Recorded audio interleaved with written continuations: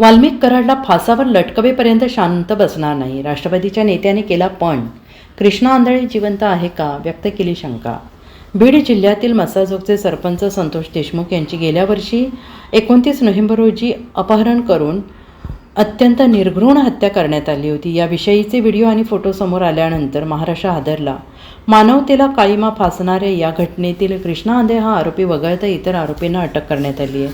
आज मस्साजोग येथे संतोष देशमुख यांचे पहिले पुण्यस्मरण आहे. त्यानिमित्ताने मराठा आंदोलक मनोज जरांगे पाटील, शरद पवार, राष्ट्रवादीचे आमदार संदीप क्षीरसागर, खासदार बजरंग सोनवणे, उद्धव सेनेचे नेते अंबादास दानवे यांच्यासह अनेक मोठे नेते उपस्थित आहेत. जोपर्यंत वाल्मिक कराडला फाशी होत नाही तोपर्यंत शांत बसणार नाही, असे मोठे विधान आमदार संदीप क्षीरसागर यांनी मस्साजोग येथे केले. वाल्मिक कराडचा CDR रिपोर्ट काढावा अशी मागणी आपण सुरुवातीपासूनच करत आहोत. CDR काढल्यास कराड याला कोणी कोणी मदत केली याची माहिती समोर येईल, असंही संदीप क्षीरसागर यांनी म्हटले. सगळ्यांना वाईट वाटते, सगळ्या देशमुख कुटुंबाच्या डोळ्यात अश्रू आहेत, असंही ते म्हणाले. या प्रकरणात सुरुवातीपासूनच क्षीरसागर हे देशमुख कुटुंबियांच्या पाठीशी उभे ठाकल्याचे दिसते.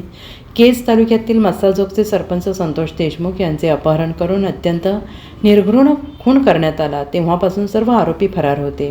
वाल्मिक कराड पुण्यात शरण येताच इतर आरोपींना सुद्धा पुण्यातूनच अटक करण्यात आली.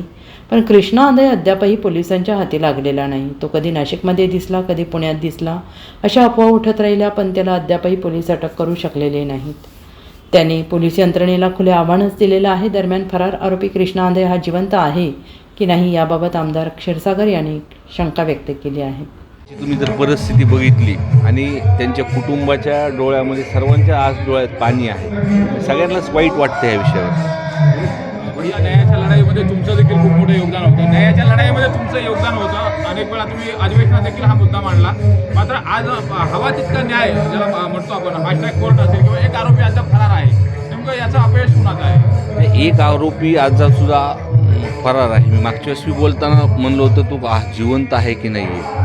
दुसरा विषय की ह्या कोर्ट केस संदर्भात जे काही सरकारी वकील आहेत त्यांचं वारंवार ह्या संदर्भातलं बोलणं होतं, त्यांच्या परिवाराशी बोलणं होतं. आता येणाऱ्या ह्या 12 तारखेला या केस संदर्भातले दोषारोपपत्रसुद्धा दाखल येणार.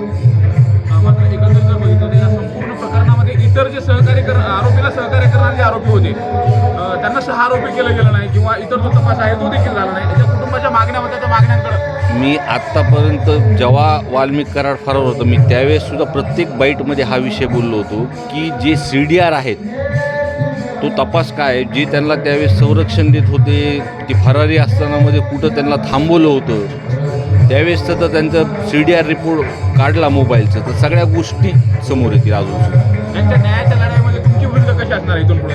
नाही, मी पूर्ण पाठपुरावा आहे. त्या कुटुंबाला न्याय देण्यासाठी आम्ही वकिलांमार्फत किंवा कोर्टाच्या प्रत्येक तारीखबद्दल हे काय जे झालं ते आम्ही आहे.